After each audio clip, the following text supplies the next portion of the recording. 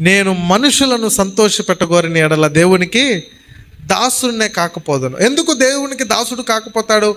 మనుషుల్ని సంతోషపెట్టగోరే పనులు చేస్తే అవి దేవునికి భిన్నమైనవిగా ఉన్నప్పుడు, దేవుని దృష్టిలో అవి అంగీకారము కానివి అయినప్పుడు, ఇది దేవుడు మెచ్చుకొనని పనులుగా కనపడినప్పుడు అవి మనుషులను సంతోషపెట్టొచ్చేమో కానీ దేవుని దృష్టిలో దేవునికి మహిమను కలిగించేవిగా అవి కనపడవు.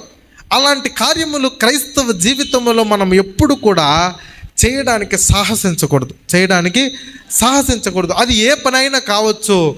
మన వస్త్రధారణ మొదలుకొని మన మరణము వరకు, మన జీవిత ప్రయాణములో మనకు వేసే ప్రతి అడుగులో మనము కలిగి ఉండవలసిన స్పృహ ఏంటి అంటే, మనము చేసే ప్రతిదీ దేవుని దృష్టిలో అంగీకారముగా ఉందా లేదా చూసుకుంటూ వెళ్ళాలి.